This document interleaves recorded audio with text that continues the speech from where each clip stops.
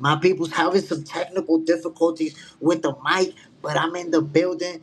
Check it, yo. We about to kick off this show in a few minutes. And just to give it to y'all, man, it's gonna be a breakdown of 2025. We had an amazing year, a bunch of big fights, a bunch of upsets, a bunch of knockouts. We seen it all in 2025, my people's controversy, all of it. We're gonna talk about it. I'm gonna be reviewing the entire 2025. We're gonna be going back and forth. You guys are gonna give your opinion, what you thought about all of these fights, all of these controversies, all of these conspiracies. You already know it, my people. Stay tuned. Yeah.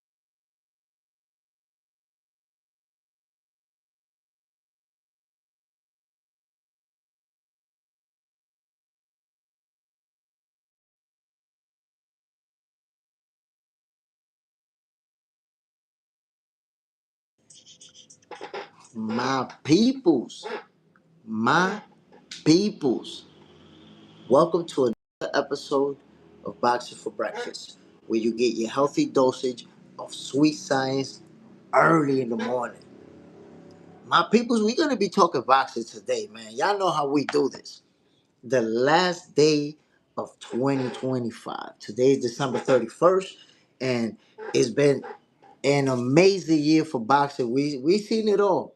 We seen the highlight reel knockouts, the upsets, the controversial finishes.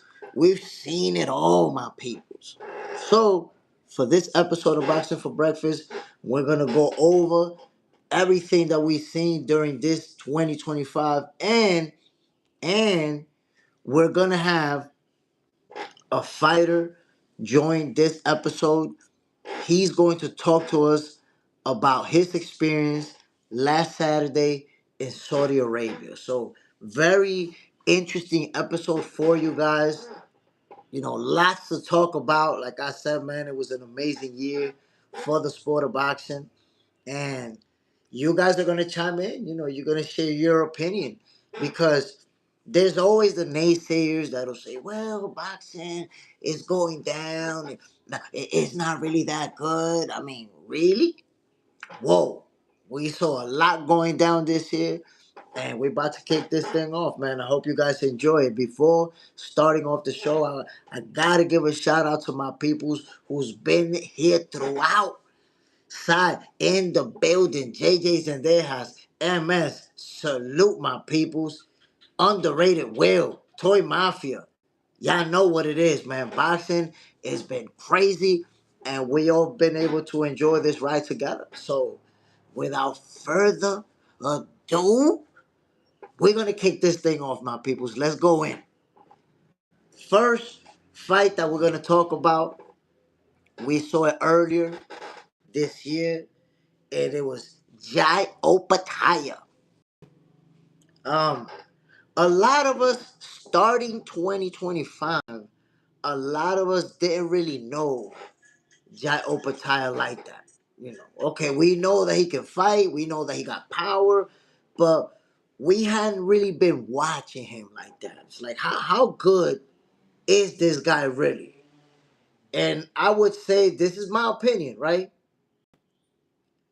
They Jai Opataya fighting David Nika. I think this is when we found out how good he actually is. Or at least many of us actually said, whoa, wait a minute. Jai Opataya is for real. This is when I realized, whoa, this guy's explosive. This guy got power. He has that aggressive style. So if you didn't know Jai Opataya 2025, and if I'm not mistaken, this fight was in January, right? Jai Opataya versus David Nika. I think that, yes, that was in January. So we kicked off the year getting to know Jai Opataya, seeing the type of devastation that he's able to cause inside the ring. And then going forward, we started already making predictions. We started seeing him. What about him with the Mexican Monster? What about if he fights Bivol? What about... We started already matching him up with the top dogs in and around his division. So Jai Opataya, we already know he's for real. And just looking forward to seeing him finally get that big fight.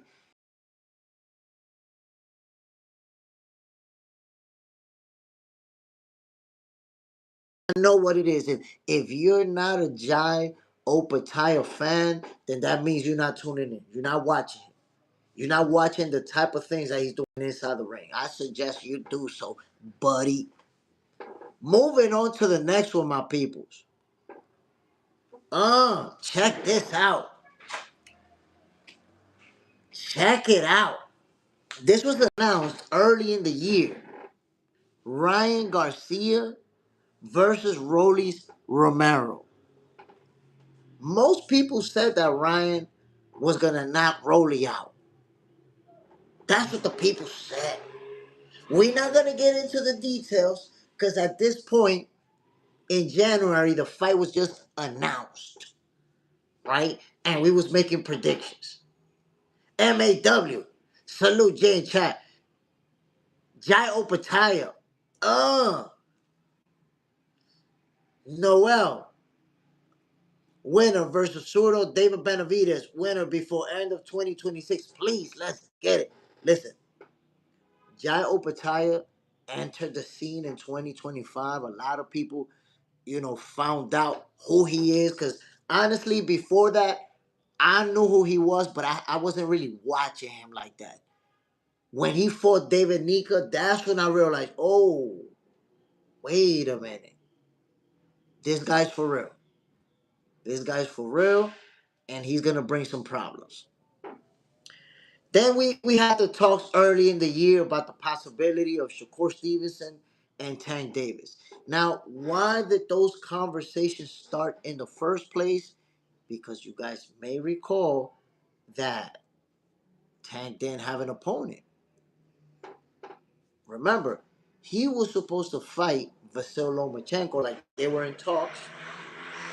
That didn't work out. So there was a brief period where Tank Davis didn't have an opponent, Shakur Stevenson didn't have an opponent. So Shakur started throwing shots on social media. Tank Davis didn't bite, and it ended up not happening. They both went in separate directions. Shakur Stevenson, as we know, went after William Zepeda, and Tank Davis almost did the Jake Paul fight, but that did not happen. But for a while there, we were going back and forth on social media about the possibility of this fight happening. Enter, this is after, right? Brian Norman Jr., Jen Sasaki. My peoples, what a devastating knockout. What a brutal knockout from Brian Norman Jr. This was a shot to the dome piece. Jen Sasaki was out, laid out. The assassin delivered. This was one of those knockouts that right away people start saying knockout of the year. Whoa, this was crazy. Whoa. If you watch this fight, or at least if you watch the damn highlight reel, you know what I'm talking about. What a devastating blow from Brian Norman Jr. to end that fight in beautiful fashion. So at this point, you saw the Brian Norman Jr. stock was up. They was trying to make that fight happen with Jerron Boots Ennis. That couldn't be made. Boots ended up moving up to 154. We never got that fight. And then we know how Brian Norman Jr.'s situation played out. But for this fight, he was absolutely spectacular and ended it in brutal fashion. And look, we're talking about early in the year. We started the year and look at the knockout that we got from Brian Norman Jr. W8, my peoples. Don't forget the debut of my boy Fernando Peter this year, my peoples. But that's a little bit later in the year, my guy. A little bit later in the year. Hold on one second, my peoples.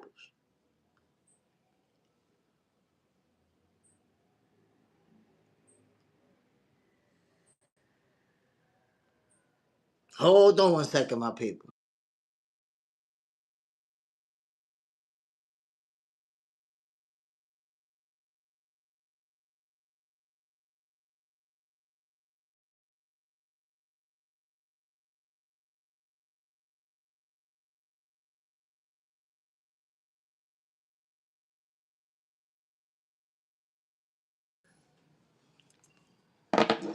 So we're gonna get to that, my brother. We're gonna get to that. So once again, early in the year, we got that devastating knockout from Brian Norman Jr. That was quite brutal. Um, Remember, guys, it was a big talking point, the no running rule. When His Excellency Turkey Al Sheikh floated out, no Mickey Mouse boxing, no Tom and Jerry boxing, a possible no running rule, and that was the topic of conversation. There were a lot of fans that were with it, like, yeah, let's do it, let's do it. But ultimately, that's something that just doesn't even make no sense. That just, I think that was a narrative that His Excellency Turkey Al Sheikh maybe was influenced, hearing it from fans, with him being a fan, and he said, "Hey, a no running rule," but that doesn't even make no sense. So thankfully, it was a topic of conversation for a little while, but then it just disappeared. Nobody want to hear that shit. That shit don't make no sense. Moving on, my peoples. A controversial finish, like I told you, in 2025, we had controversy. We had controversy. Alberto Puello versus Subriel Matias. That could potentially be the first controversy of 2025. You can correct me if I'm wrong. This was a very competitive showdown. It was a very good fight. Alberto Puello was the world champion. Subriel Matias was the challenger. And they went back and forth. It was a very good fight. Some of us felt like Alberto Puello should have walked out of there with the victory. However, and I'm one of them, I feel like Puello should have walked out of there, edged out the W. But it was a very close and a very competitive fight. They gave it to Subriel Matias. That's the way the cookie crumbles. But again, another great fight that we got in 2025. This is the theme. This is what I'm trying to show you, my peoples. When they say no, boxing is not doing that good. Boxing, look at the type of fights that we're talking about, the type of caliber of fighters that are facing each other, and the way that they're performing in these fights. This was a real good, real competitive fight. Both fighters had their moments. I just felt like Alberto Puello did a little bit more, but they both had their moments. Damn good fight.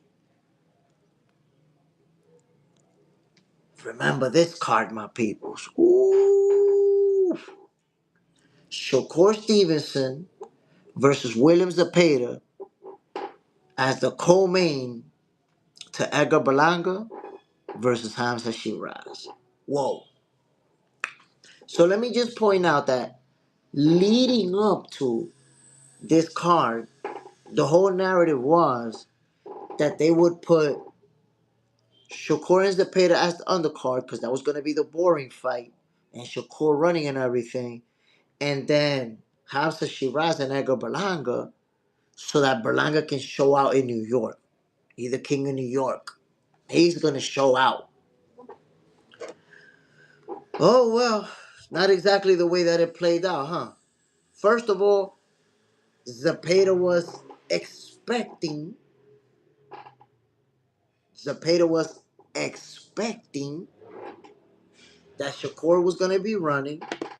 He was going to be cutting off the ring, and he was going to catch him. That's what was supposed to happen. The league, salute, my brother. Bam. And it played out nothing like that. It turns out that Shakur decided to fight inside of that phone booth and stood in the ring with Zepeda toe to toe, blow for blow, and just outboxed him. Made him look like a Burger King third shift supervisor, boxing part time. And then we started once again those comparisons. Shakur Stevens to Floyd Mayweather. Some people hate to hear it, but it's just the reality. Shakur Stevenson showed that night that he can do it in a football field or he can put them hands on you inside of a phone booth. How do you want it done? How do you need it done to yourself? Walked out of there with the W. Made a lot of people shut up. Y'all gotta remember, Shakur hands, salute my brother. Y'all gotta remember, there's folks out there that was saying Zepeda was gonna upset Shakur. Zepeda was too strong. Shakur wasn't gonna be able to keep him off of him. And what happened? They need to keep him off of him. Shakur was on him. That's what happened. The letter M. You bug it. You can't compare Shakur and Mayweather. But there you have it, my peoples. Shakur is one of the most hated boxers in the game. People won't accept the similarities in the careers. Not just both undefeated, but look at the accomplishments of Mayweather at 28 years old and compare them to the accomplishment of Shakur at that same age. Almost identical. If you look at who was the hardest to be hit during his career? Floyd Mayweather. Right now, who's the hardest to be hit in boxing? Shakur Stevenson. Identical. If you look at the stats of being hit per round, Shakur, Floyd, identical. So the similarities that you, and then with Floyd, remember the narrative that he run too much, that he's too boring, that people fall asleep in his fights, all of the narrative behind Floyd, you see it now behind Shakur. Everything that people say about Shakur now, they said it about Floyd. That's how you know what he's about, how great of a fighter he is. Won that fight, made a lot of people shut up. But then the main event, my peoples, Edgar Berlanga have been telling us that he's the king of New York, that he was going to put the beats on Hamza Shiraz, he's going to do all this and all of that. Well, Hamza Shiraz showed up to New York City with actually, was that in New York? I don't remember what that was. That was, I don't think it was. It was in New York City. Hamza Shiraz, man, he became the king of New York after that fight. Put the Swiss, the Dre, and the Apple beats on Edgar Berlanga. My peoples, I don't know what happened, but Berlanga looked goofy as hell. Goofy as hell because, he's creating this image, right? This superstar image, this I'm the king of New York and all of that. And just got beat up. Hamza Shiraz beat him up. That's the only way that I could describe it, my people. It was a beating. Hamza Shiraz moving on up. Edgar Berlanga taking a little step back. Got to climb back up now. I think he got humbled a little bit there. Like, chill out, homie. You ain't the king of nothing. Got beat up by Canelo. Wasn't even competitive in that fight. And then Hamza Shiraz just was like,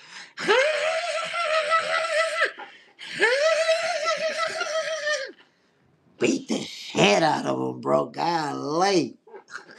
Shakur hands. Hamza ain't the king of my city, cause Berlanga was never the king. Oh well, I'm saying though, he was going around saying he was the king of New York. Nobody was correcting him. So now, all I know is that Edgar Berlanga seems like he was the king of New York by what he said. So Hamza Shiraz is the current king of New York. You got to take it from him. Somebody got to take it from him. The League 24, I was there. It was very disappointing. I mean, if Berlanga would have at least put up a good fight, you could have said, okay, here we go. That's a good fight.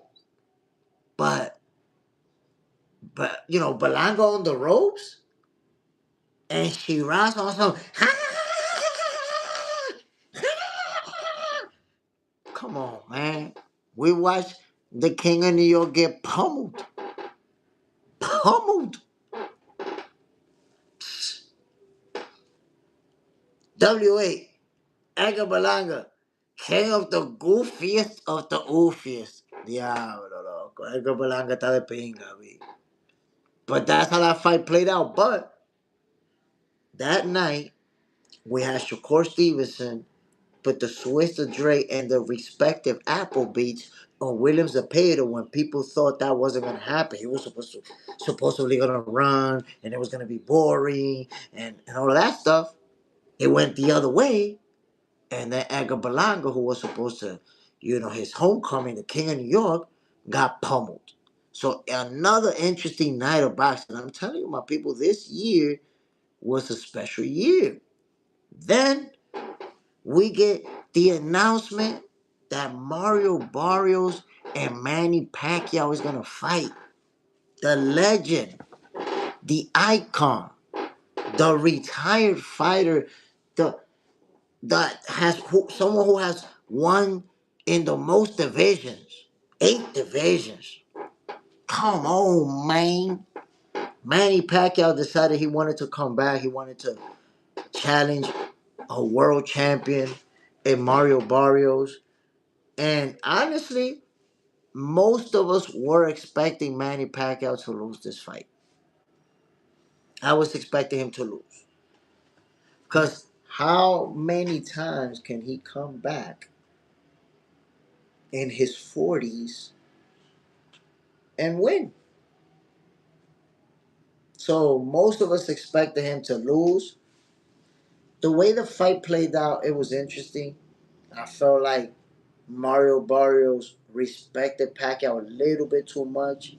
I know that his speed, even in his late 40s, you saw the speed, and he can be disruptive with his style. But I felt like Mario Barrios was a little bit shy with his punch output. It was a close fight. It was competitive. They went back and forth, and it ended up being a draw. Some people say Pacquiao could have maybe edged it out. Some people say maybe Barrios could have got it. But ultimately, it looked like Barrios was really shy with his punch output. The Elite 24, Barrios was holding back. I don't know, man. I don't know. The letter M. Old Pac-Man looking for the last big bag. Let's see. Because there were rumors about a rematch once again, potentially between Manny Pacquiao, Floyd Mayweather, um, or Pacquiao fighting other big names. So we'll see, because now it's been said that Floyd and Mike Tyson are going to do an exhibition. So we don't know how this is going to play out. But Manny Pacquiao decided to come back in his late 40s, challenge the world champion, didn't get the win, but didn't lose, walked out of there with the draw. Yo, salute to Manny Pacquiao. Gotta respect him. But once again, 2025, this is the theme. It's been a special year, my people. Special. Then we got Alicia Baumgartner. Alicia Baumgartner signed with Jake Paul with MVP Promotions. And you see she's already had multiple fights with them, making a lot of money. She's real happy. Star power on the way up.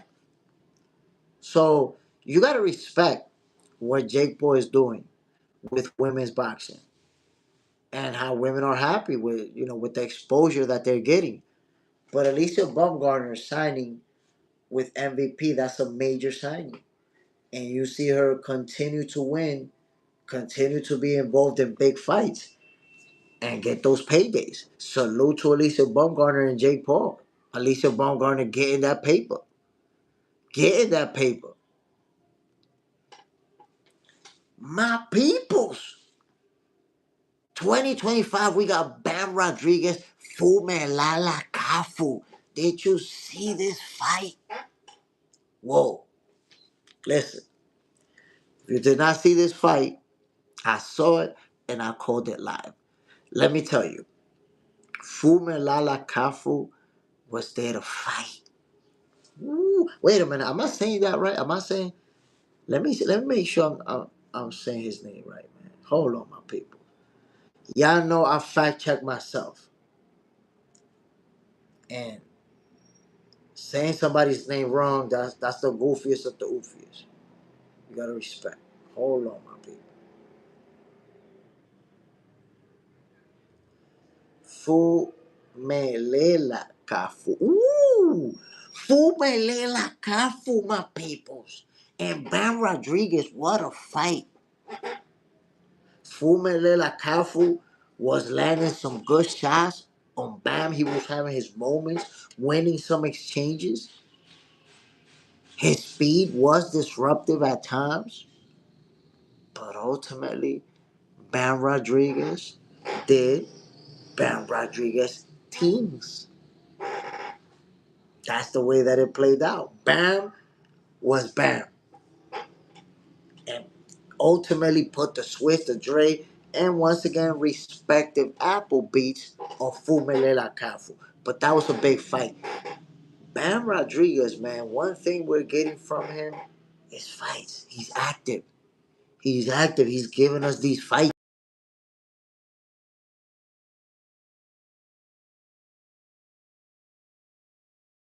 Monster, monster effort in his loss to Bam Rodriguez. And of course, salute to Bam.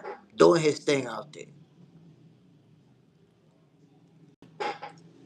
Victor Conti, my peoples, in 2025, we lost Victor Conti.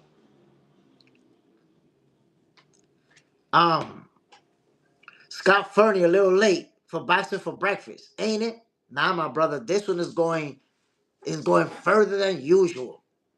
Special, December 31st, the last day of the year, had an amazing year for boxing. We're going to be talking about a lot of events and fights that we saw throughout 2025. And at 12 p.m. Eastern Time, we're going to have Edison Garcia, who won in Saudi Arabia on Saturday, versus Tiger Imanaga. The underdog, my peoples, went from here from Dominican Republic as the underdog and put the baits on Tiger Imanaga. So he's going to join me at 12 o'clock, and we're going to talk about that. Unlaced. Superman, salute, my G. Superman in the building. So, Victor Conti is a controversial figure in sports. First off, because, he was involved in a steroid situation in baseball, got arrested over it, served fed time and everything. And when he got out, he started his own company, Snack, and started working with boxers. Well, he found success. Company became very popular. Fighters, liked the product. And because of his past, people have not accepted that he's done it the right way. People have wanted to believe that, hey, look, he's done it before, so he might as well be doing it again. And a lot of people just would not give him, I would say, the opportunity to redeem himself. They've already had their mind made up that he's guilty no matter what. And whatever he's doing, he got to be guilty.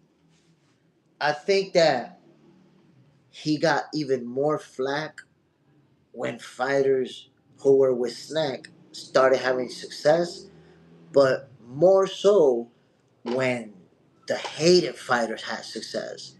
For example, when Terrence Crawford beat Errol Spence, Victor Conti was all over social media. But there's a lot of fighters that are with Snack. Devin Haney was with Snack already at the time. In fact, Devin Haney was with Snack leading up to the Lomachenko fight. So for whatever reason, it's only when Terrence Crawford performs that you see this onslaught of posts on social media about Victor Conti, and he's doing something bad. He has to be up to no good. But ultimately, I'm gonna tell you, I believe that the true story of Victor Conti is redemption. That's gonna be the true story. Why? Why I believe that? Because he went to jail, to federal prison, and the notion that he would serve federal time, get out of prison, and go back to making steroids and distributing them to high profile athletes, but this time that he's under the federal microscope, he now gets away with it. People watch too many movies. I'm here to tell you, people watch too many movies. If he actually came out of prison and started dealing with steroids, he would have been in prison shortly after. You don't get out of federal prison and go back to doing the same thing and this time get away with it. In real life, it doesn't work that way. In the movies, yes. Not so in real life. Victor Conti, the one thing people don't want to accept as a possibility is what he did. Remember, this guy developed a synthetic steroid that was undetectable, the clear and the cream in baseball. He did that because he was actually a genius and a guy that does this. He does this shit. So ultimately, why is it so hard to believe that he can say, you know what? I'm gonna create the best possible product with legal, with legal products within legal guidelines. Why is it so hard to even believe that? I don't understand.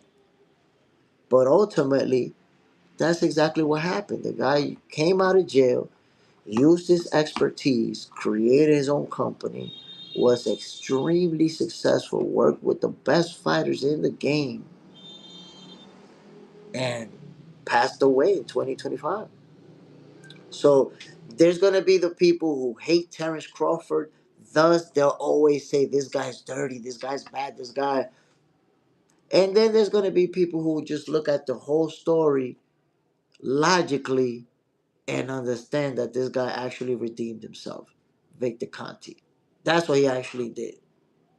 He was down and out. He got caught, went to prison, paid his time, and then came out and did his thing and snack.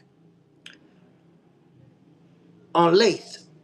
The best story of 2025 was Jay Smith growth in boxing community. Hard work and dedication. Whoa, appreciate it, my brother. Appreciate it. 2025 is going to be crazy. I promise you, bro. Now, moving on from Victor Conti, my peoples. Eddie Hearn saw a relationship start and grow with His Excellency Turkey Al Sheikh. They announced that they have big business going on. And it's interesting to see how things have played out because we saw them together earlier in the year, but then after the TKO League, and they're not going to work with the sanctioning bodies. And so it seems like this relationship somehow works and doesn't work at the same time. It's going to be like they're going to be competitors. So how much, it's all about how much do we work together, because they're going to work together and be competitors. We saw that happen this year.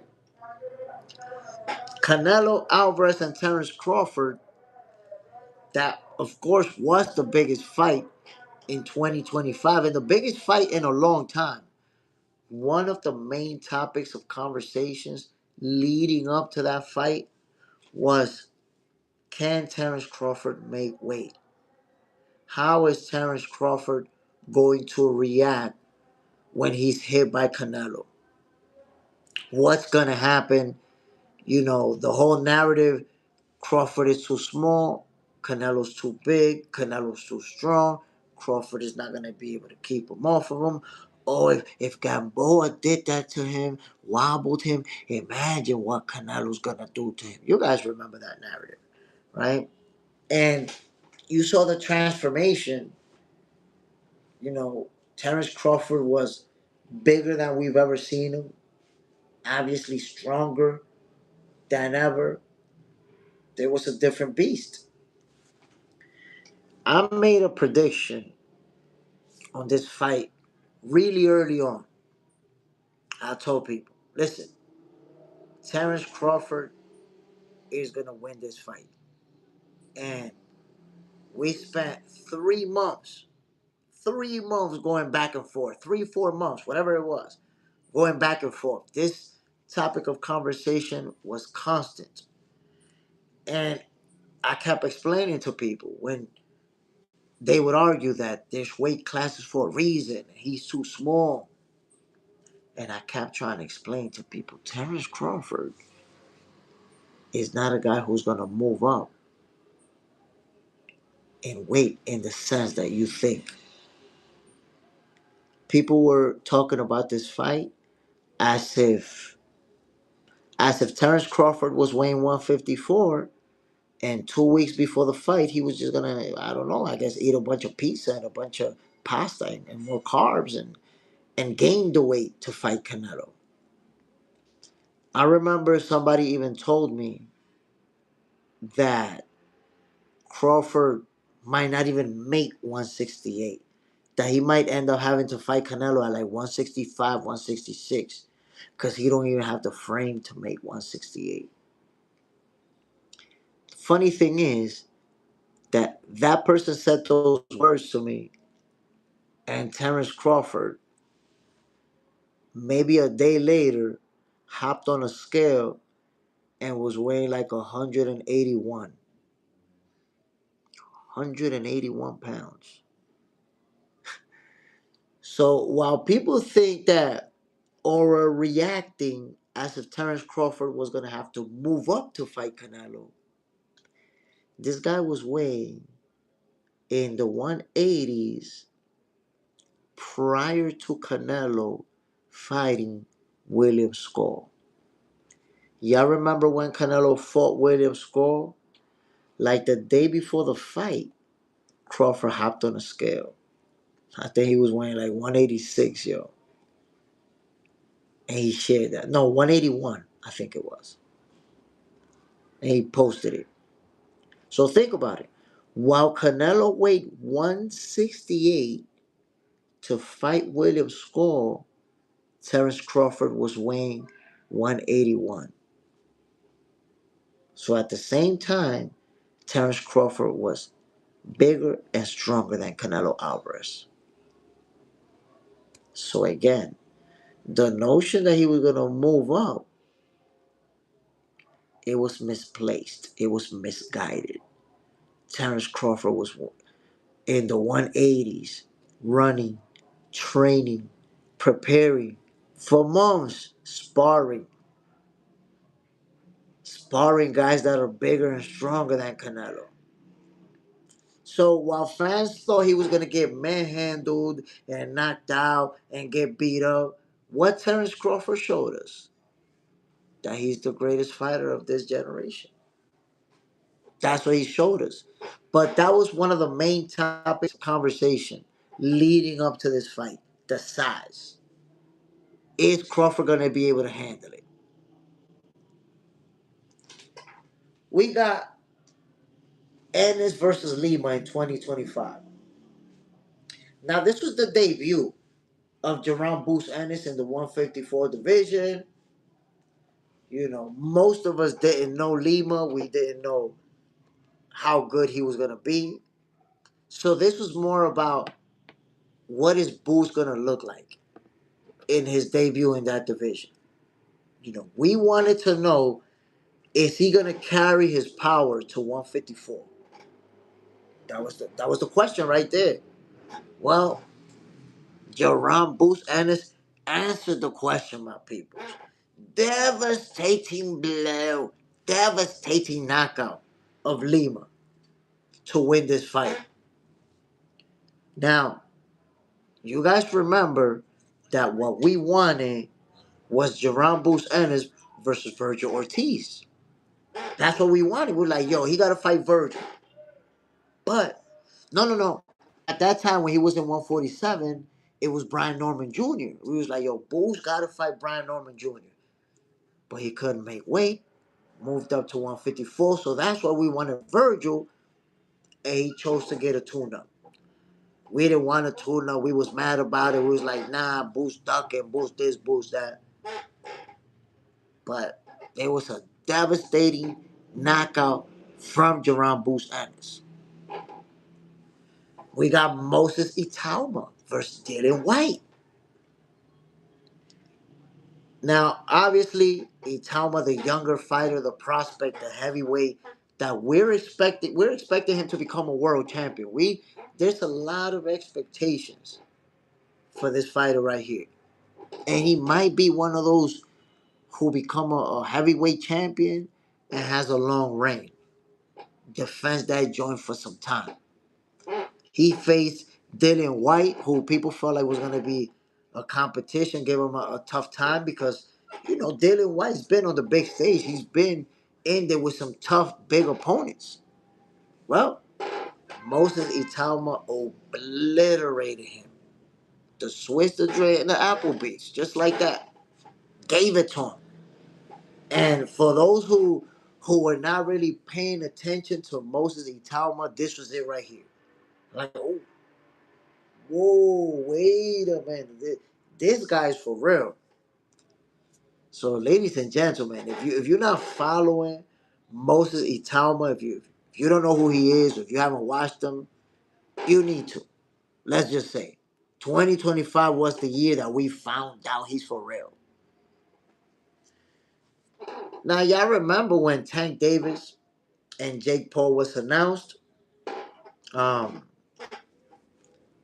Mixed emotions about that fight for a lot of people, and fans were split about this one. There were the fans who said, "Well, Tank is gonna get the money, and we would all do the same thing too." Y'all remember that? We would all do the same thing too. We would all do it. And then there was the fans that was like, "Nah, Tank had to fight Lamar Roach." People wanted to see that rematch. People wanted to see the rematch between Tank Davis and Lamont Roach. And it didn't happen. So what was going to happen was Tank Davis versus Jake Paul. It was going to be an exhibition. However, they announced that they were going to have judges, that a winner was going to be announced, that they were going to fight for real. And I told people if they were actually going to fight for real, Tank was going to beat them up. But ultimately, Tank ran into a personal situation and Jake Paul decided to pull the plug. We never got this exhibition. A lot of people really don't have a problem with the fact that we didn't get it because they didn't want it in the first place. Jake Paul went in a different direction. We know how that played out. We'll be talking about that later on. And Tank Davis, we don't know what's next. Some people think he'll retire, but he hasn't said that he's going to. In fact, he's already floated possibilities for 140 for fighting Pitbull in a rematch. So we'll see what's next for Tank Davis, my people. We'll see. Fabio Wardley versus Joseph Parker. I think this is the fight where at least me, I found out how good and underrated Fabio Wardley is. There's this narrative that all he has is power. And I kind of fell into that. But before the fight, I watched him a little bit more. And I felt like, nah, man, this guy can box. Fabio Wardley can box. Um, Leading into this fight, the whole narrative is that Fabio Wardley, he's a guy who just got power, who if he catches you, but outside of that, he's not that good. Joseph Parker is gonna wash him. What a fight. First of all, it was a super competitive fight. They went back and forth. They both landed big shots. But what I saw in Wardley, that it's almost like people don't want to see or people ignore, he has very good footwork. He gives very good angles. Fast, snappy jab. Goes hard to the body. Good combination puncher. Why do people say that he just got power? I don't even know. This guy look real good. Look, Fabio Wardley looked like he will give problems to everybody and anybody in the heavyweight division. That includes Usyk and everybody else. Which, by the way, he want to fight Usyk, and Usyk want to fight Deontay Wilder. Make of that what you will. But I think Fabio Wardley opened up a lot of eyes when he beat Joseph Parker. Gotta respect him for that. What is next for Canelo Alvarez, my people? After losing to Terrence Bud Crawford, what is next for him? What is Canelo Alvarez gonna do next? It seems like he's gonna be in line for the WBC title. We already have two fighters that are set to fight for that vacant strap. And if I'm not mistaken, Canelo Alvarez is going to be the mandatory to fight whoever wins. So Terrence Crawford got stripped. They put, it's vacant, and Canelo will be in the path to get that WBC belt once again. So let's see what's next. Who Canelo's going to fight next? My peoples, in 2025, we also got Pitbull Cruz versus Lamont Roach. I gotta say, we had been going back and forth about Tank Davis and Lamont Roach. That rematch was supposed to happen, but it didn't because Jake Paul moved in and we saw how that played out. But Lamont Roach is a fighter who also had a breakout year for Tank Davis and we see how it all played out from there. Pitbull Cruz was his following opponent, and there's a lot of folks who said Pitbull was gonna beat him. Then there's the people who said no, no, no, Lamont Roach is gonna beat him. And once again, we had controversy on this fight. There's the folks who feel like Pitbull won, and then those who say no, Lamont Roach got it. He got robbed again. Pitbull got gifted a draw. Interesting fight. Interesting fight. Lamont Roach was in Pitbull's face, caught a big shot early on. Y'all remember the little got stunned, but ultimately, you saw the skills, you saw the footwork, you saw the boxing IQ from Lamont Roach to offset a lot of the things that Pitbull does. But applying the constant pressure, constantly letting the hands go, the left hooks and the right hooks to the body and to the hand, the trademark Pitbull lefts and rights. We saw it in this fight. And ultimately, I have to say this fight, you could score it a draw. When you have that many people saying no, Pitbull won, and then that many people saying no, Lamont clearly won, then I guess it's fair to say it's a draw. We have to accept it. It's a draw. But it was a good fight that Pitbull Cruz and Lamont Roach gave us in 2025. Again, tell me more about how we didn't have a good year in boxing. Golly. David Benavidez, Anthony Yard. Come on, man. Come on, man. The Mexican Monster moves up to a new division. There's people who say, yo, Yard is going to upset him. Yard is big. He's strong. Benavidez wasn't able to do nothing with his last opponent. He went the distance. Come on, my people. The Mexican Monster delivered. Moved up to a new division. Put all type of hands on Anthony Yards. Ended him.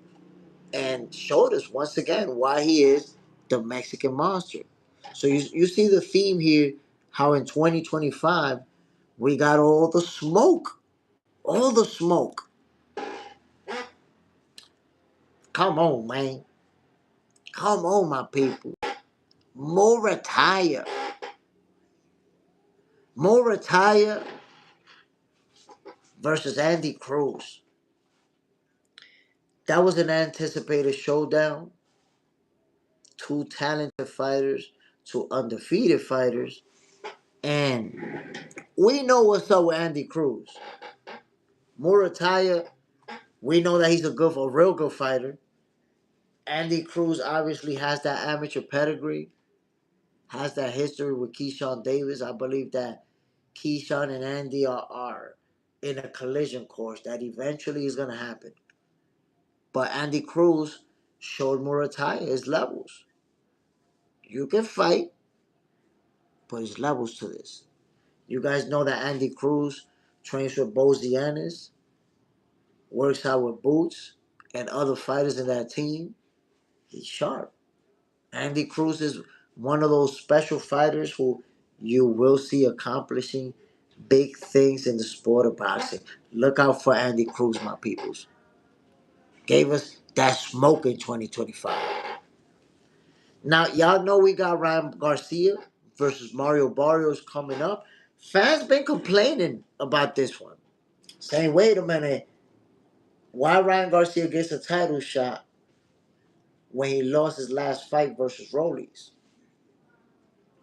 Well, I don't know how to answer that question, but I do know that Ryan Garcia is one of the best young fighters in the game. Is one of those fighters who fans want to watch. And I think we're all expecting this to be a competitive fight. I think those are the expectations. Who's going to win it? I haven't made a prediction on this one because I know what Ryan brings to the table. I know what Mario Barrios can do. But this is going to be a very interesting and competitive fight. I can tell you that right now. And of course, we found out that Shakur Stevenson and Teofimo Lopez will be fighting on January 31st. My peoples, right now is December 31st. That means that we're exactly 1 month away from getting this fight. This is a mega showdown. Mega showdown. Underappreciated. I don't know how people not going back and forth about this fight every single day because of how big this is. Two young fighters, both in their prime. Neither one of them has even reached 30 years old. Two multi-division champions, unified champions, ring belt magazine champions. These guys have done it all, man. When you look at these two. So we're getting a big fight. And when it's time to make predictions, you see how fans feel about it. People feel like Teofimo is gonna knock Shakur out. People feel like Shakur gonna outbox him, even make him look easy. I see a competitive fight. Teofimo Lopez, Shakur Stevenson, my people's January 31st. So that fight didn't happen in 2025, but we found out about it this year. There you have it. We got Virgil Ortiz um, versus Erickson Lubin. Mine. Mine. I remember there was people saying, look, man, Lubin is tough. He's tough. He's going to give Virgil all type of problems. What I personally said was, Lubin has been through a lot. Been stopped multiple times, been in some wars. I feel like Virgil Ortiz will put it on him. And that's exactly what happened. Virgil Ortiz put the Swiss, the Dre, and the Apple Beats on Lubin to stop him in brutal fashion. Another great fight that we got in 2025. Remember the narrative about Pillow Fist, Devin Haney? Well, when Devin Haney fought Brian Norman Jr., he went from pillow fisted to Debo Dev. Debo Devin had Brian Norman Jr. face looking like a meatball. Not what people expected. Which, by the way, I made that prediction.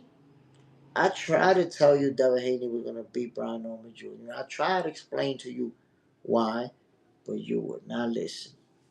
You guys didn't want to listen to me. But I told you that's what was going to happen. So great win for Devin Haney, Brian Norman Jr. He was outclassed. He was outclassed.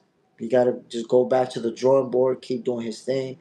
And I believe that Norman Jr. is going to be a champion again. I believe that, he has the skills, the hunger.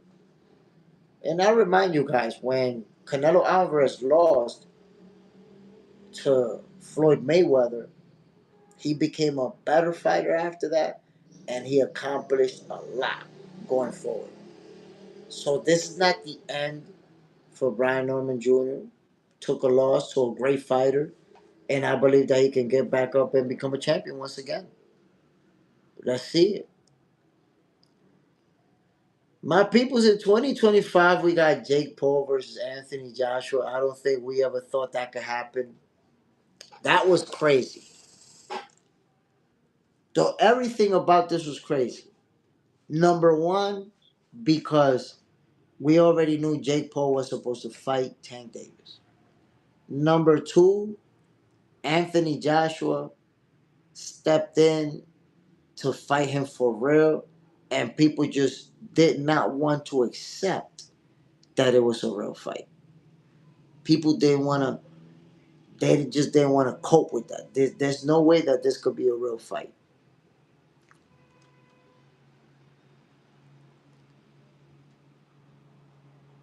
In that mix, yes, Brian Norman Jr. will be back just fine. Yeah, that's facts. I believe he'll be a world champion. So for this fight, people just didn't want to accept that it was going to be real. And they kept kind of making things up out of thin air of what they think is going to happen. We have people saying that AJ was going to take a dive. We have people saying that the whole fight was going to be scripted. And the way that the fight played out, people could not have been more wrong about what they thought.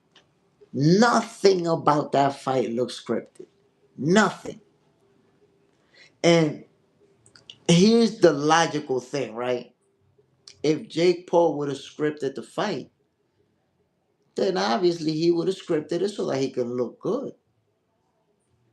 Some combinations, some movement. He's not gonna script a fight so that he could be rolling around the floor, hugging AJ's knees like a goofball. I don't think he's gonna script a fight so that it could end with him getting punched in the jaw so hard that it gets broken in two separate places. So nothing about that fight came off as scripted. And before they fought, I told people, look, AJ is gonna knock Jake Paul out brutally. But the people who wanna believe it's scripted, they'll still say it was scripted. Lo and behold, the following day, that's exactly what happened. Then people started saying no because it was only scripted for the first few rounds, and then they could fight for real. And then there's the people that are saying no, no, no, because AJ pulled back a little bit on that punch. He could have hit him harder. Like, yo, you want to see him decapitate somebody? How much harder do you think he could have hit him? But people just didn't want to believe that this was a real fight. And it was. Jake Paul got knocked out brutally, like I told y'all. So there you have it, my peoples. In 2025, we got Jake Paul and AJ, a fight that we thought could never happen. We thought it could never happen. Conor Ben versus Chris Eubank Jr. Those, my peoples. We also got that in 2025. Now, look, what most people predicted is that Chris Eubank Jr. was going to knock Conor Ben out because of what happened in the first fight. They said, now this time he's going to beat him worse, right? I predicted that Conor Ben was going to win this fight. Now, that was a tough fight to predict because we already saw the first one. And it wasn't that easy for me to predict that the guy who lost the first fight is now going to come win the second one. But that's exactly what I predicted. And as soon as the fight started, you saw the difference. You saw Conor being more aggressive, applying that pressure. You saw Eubank Jr. fighting back, but still, it felt like Conor Ben was controlling it. And ultimately, he beat Chris Eubank Jr. by stoppage. Another fight that we got in 2025, unexpected outcome. Y'all know people were saying Chris Eubank Jr. was going to do him in. Salute to Conor Ben for doing what he did, walking out of there with the dub. This was a good fight. This was a good fight, my peoples. And I have been waiting for this one. Foster versus Fulton. Whoa. They have been going back and forth on social media. O'Shaquie Foster and Stephen Fulton had been going back and forth. And eventually, we got the fight.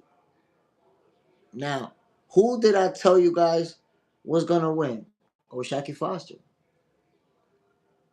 I know that Cool Boy's a good fighter. But I like now O'Shaquie got him. And O'Shaquie put the beats. It looked like Stephen Fulton was just off. Off. I don't know what, but he just never really got going. I don't know if he had too much respect for O'Shaquie Foster's power or I don't know what. But he never really got going, got beat up and stopped.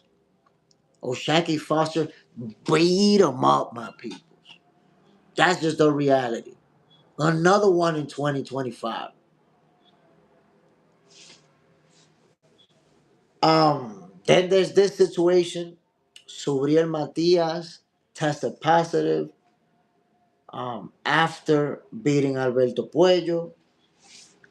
But I don't know. There was a situation, I guess, where he unpopped dirty. So he popped dirty, but then he unpopped.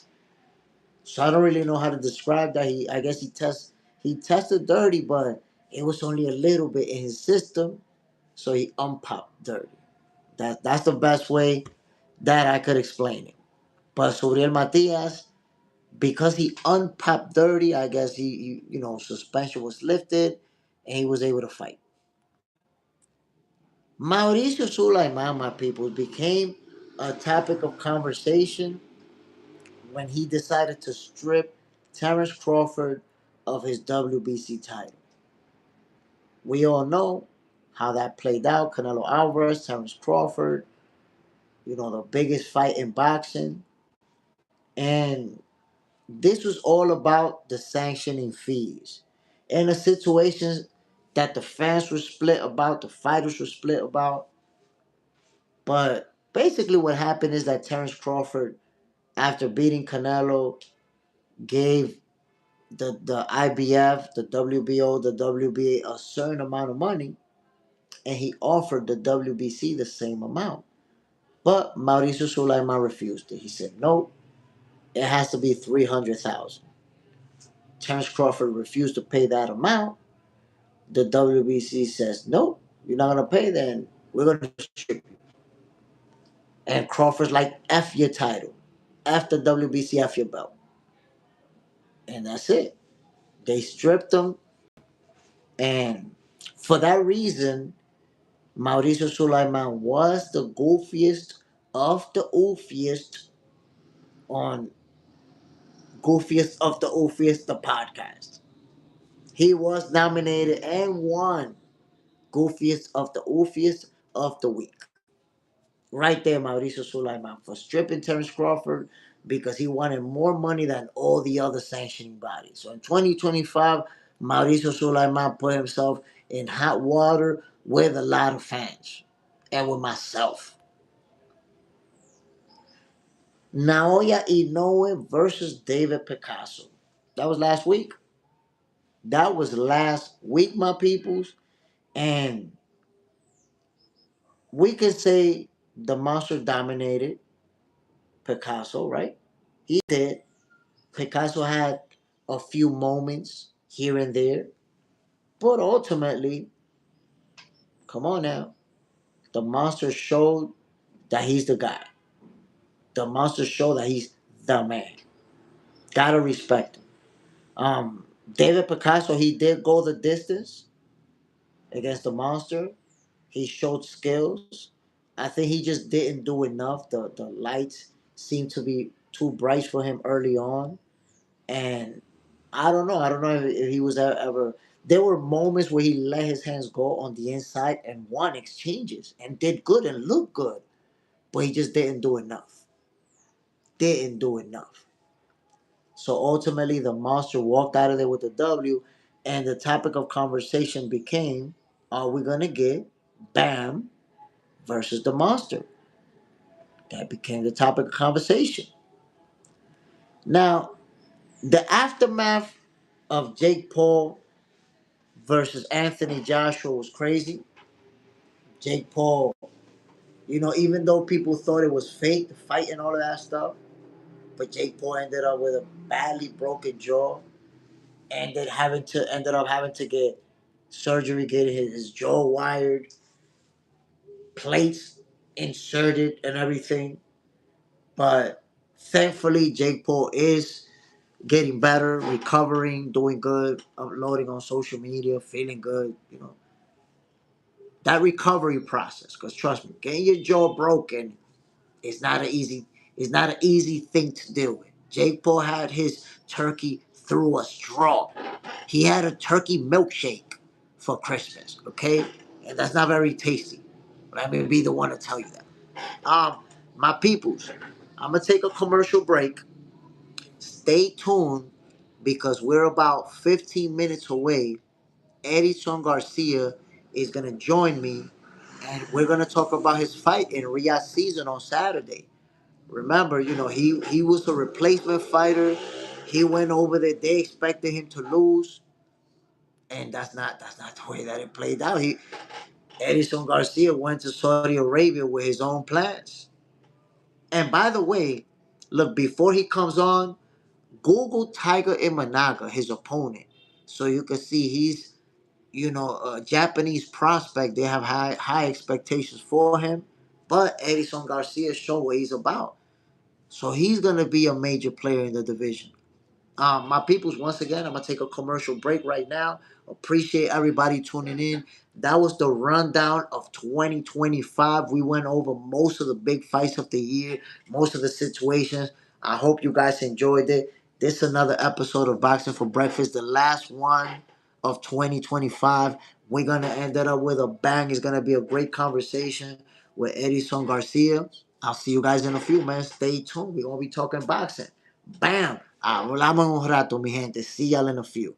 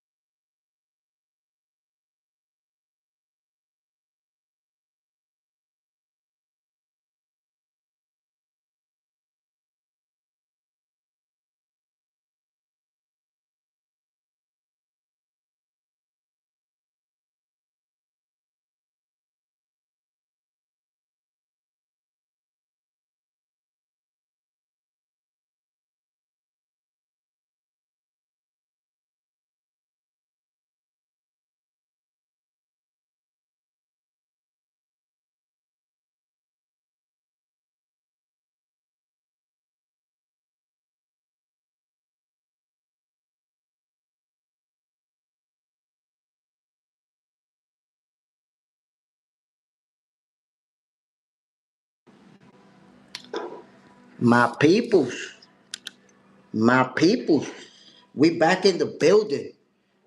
Mi gente, primero déjeme decirle que tenemos el honor de recibir a un boxeador que mostró quién él es este sábado.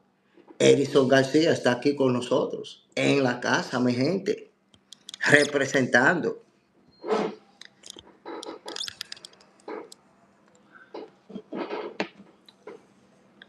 Onley, saludos. Hold on, my people. Edison va a entrar con nosotros. Vamos, vamos a hablar de ese combate. We're going to talk with Edison about his fight on Saturday. Monster upset. One moment, my peoples. We making it happen for y'all.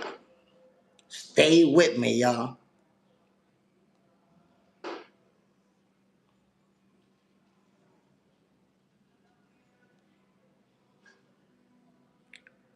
Stay with me, my peoples. Y'all know what it is.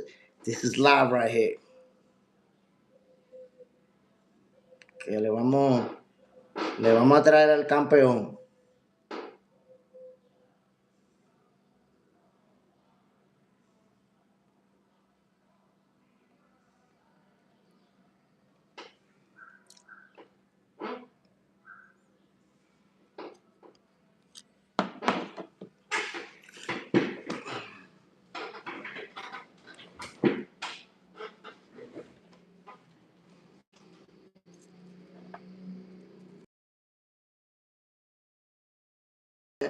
I'm actually communicating with Edison behind the scenes.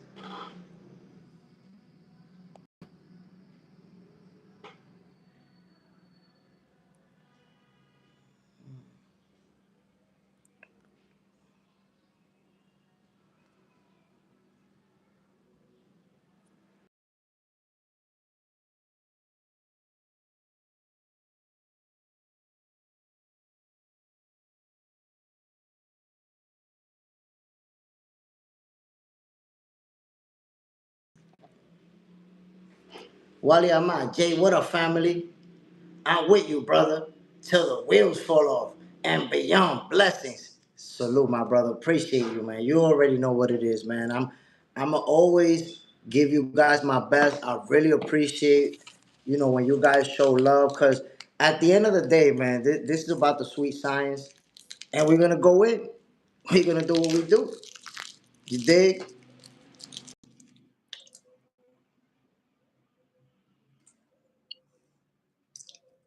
Mi hermano, Saludos, saludos, mi hermano. Bendiciones. ¿Cómo tú estás? bendiciones, hermanito mío. ¿Usted cómo está por allá? Estamos bien, gracias a Dios, positivo. Excelente, excelente.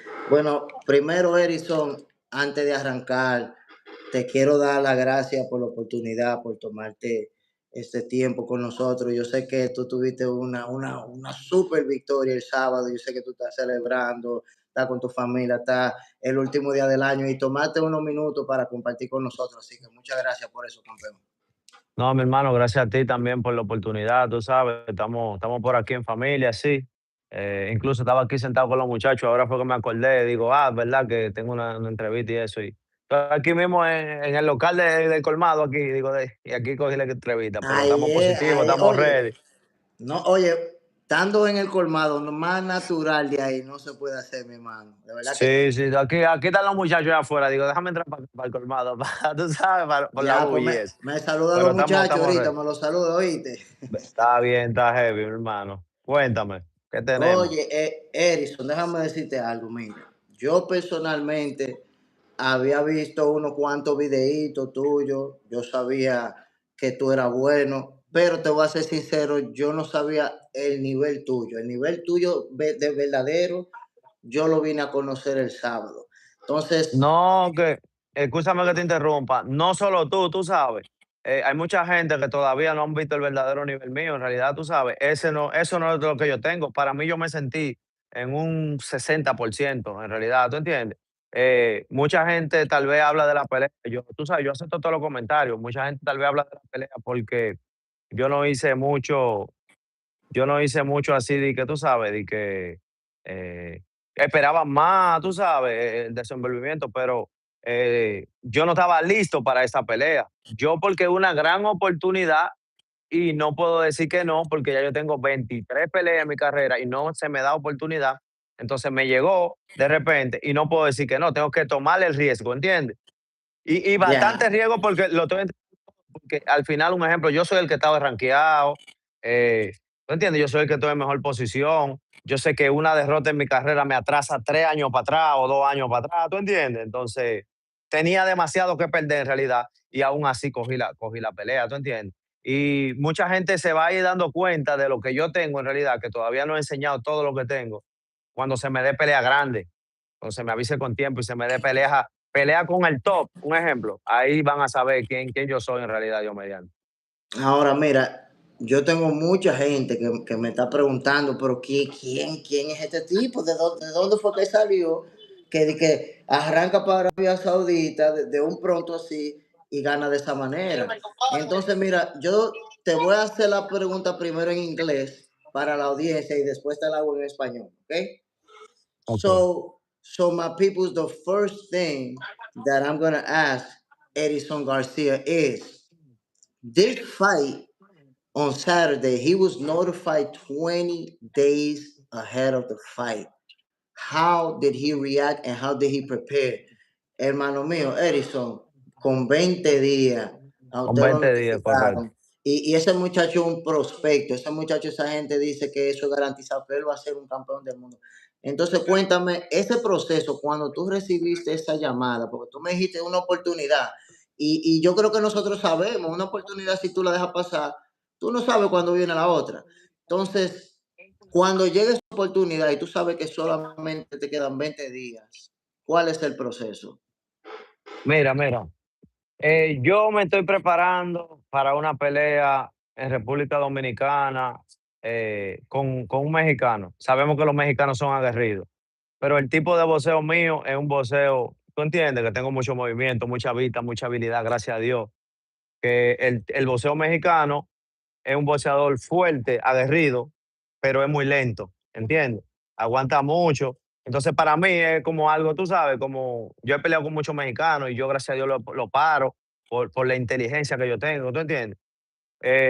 Entonces, me están buscando un rival. Mi mismo manager me dice, mira, comenzando el año tenemos algo fuerte, tú sabes.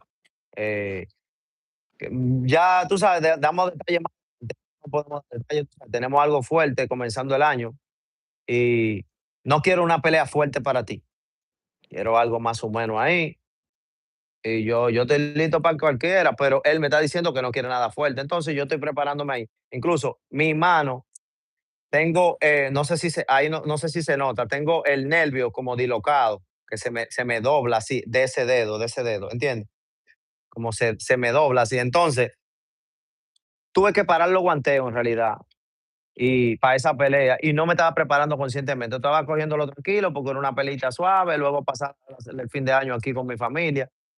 Entonces me llega la pelea como el 5 o 6 de diciembre. Me dice, mira, hay una pelea en Arabia Saudita con este muchacho. Y me mandan el récord. Pero ya yo sabía, ya yo había visto esa pelea desde agosto, que él iba a pelear con Armandito Martínez, que es un cubano, y estaba en voz red desde agosto esa pelea. ¿Me escucha bien? Ok, entonces,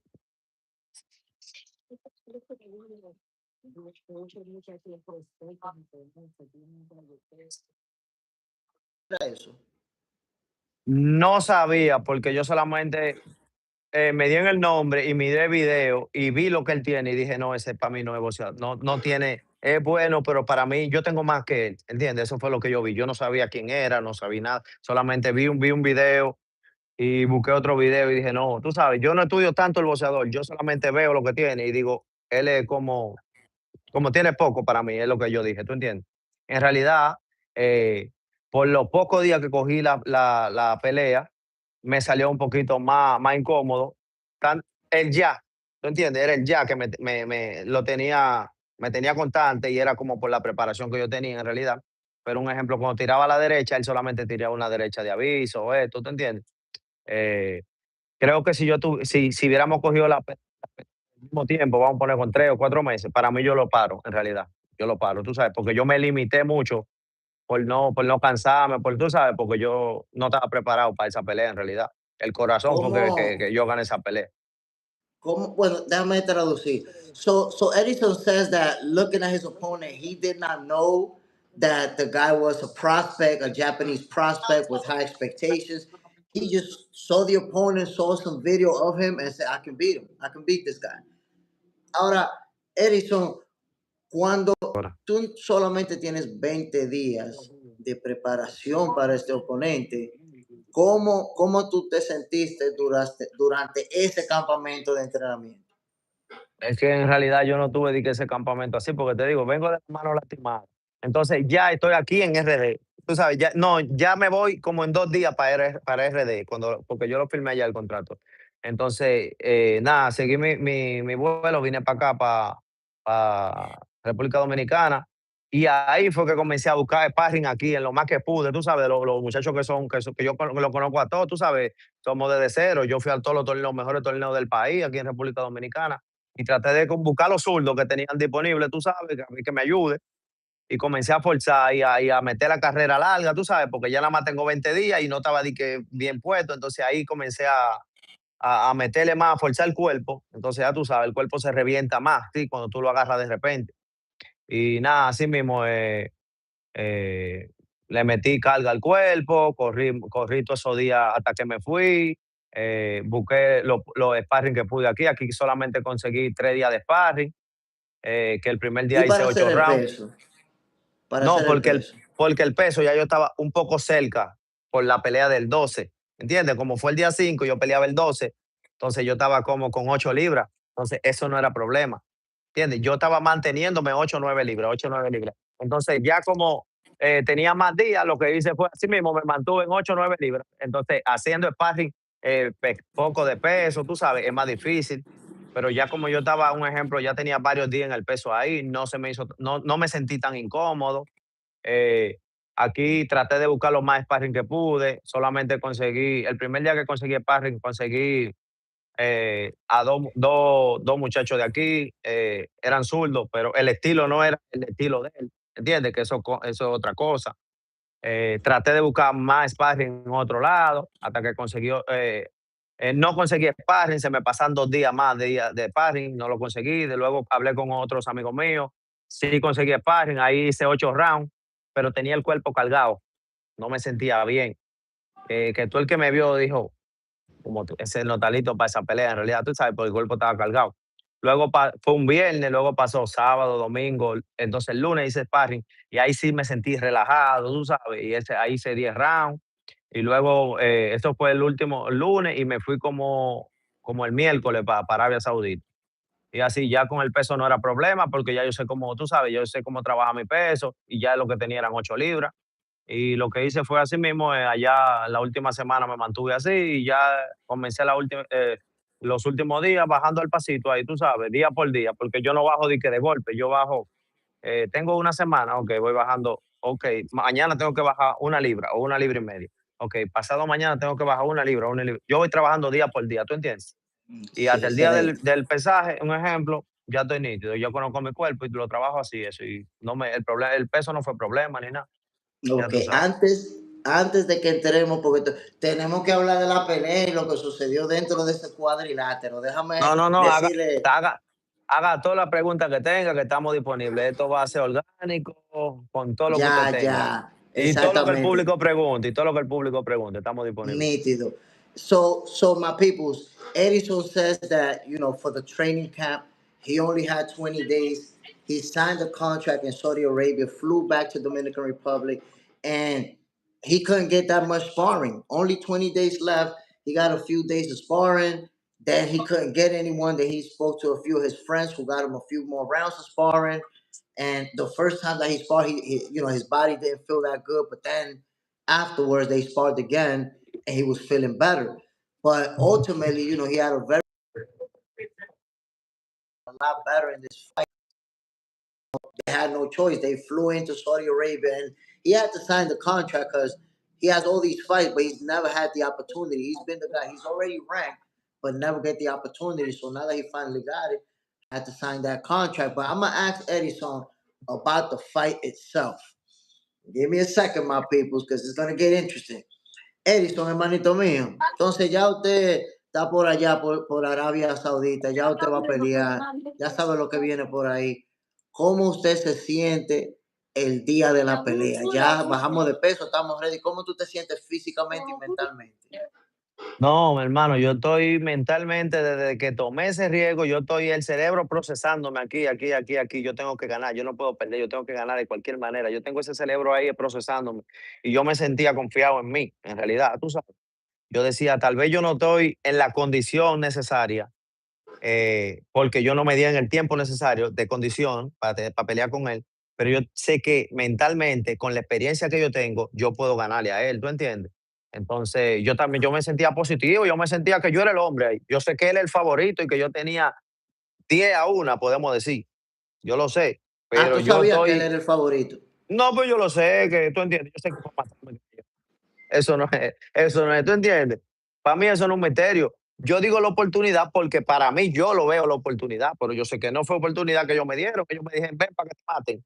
¿Entiendes? Ah, y Entonces, eso, mira, yo estaba viendo la pelea en vivo y todo lo que los comentaristas estaban diciendo lo dicen era a que tú favor ibas del a hacer otro. una buena prueba para él, Una prueba exacto contigo, él iba a probar lo que él da.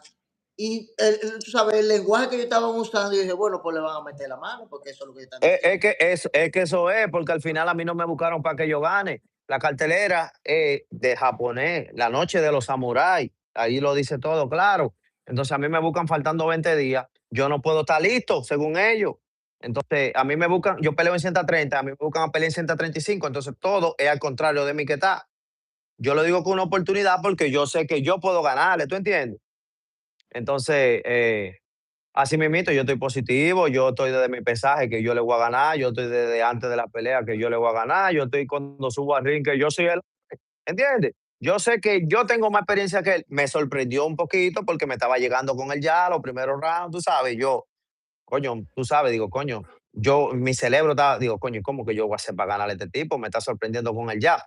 Yo siempre estoy en movimiento, pero el jab no me llegaba profundamente, pero me topaba, ¿tú entiendes? Los primeros rounds que me tenía un poquito confundido en realidad, pero eso fue parte de la preparación. Yo nada más tenía el cerebro que me decía, wow, yo tengo que hacer algo para ganarle a este tipo, pero yo entiendo que no estoy preparado. Yo nada más decía, yo no, estoy, no estaba listo para esta pelea.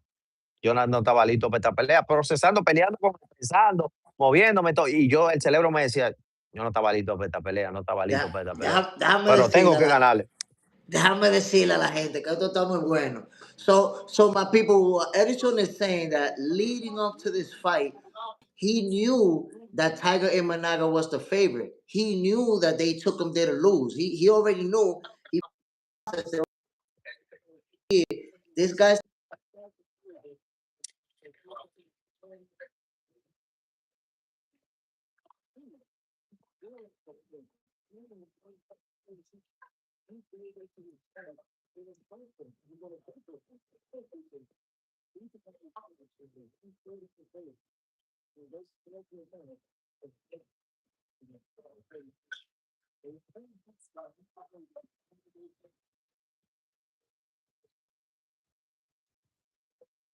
catching him with that jab in the early rounds, and he's like, I felt a little bit confused. He was catching me with that. Entonces cuéntame, porque él te está agarrando con ese jab, pero llegó un momento como que ya tú empezaste a conectarlo más.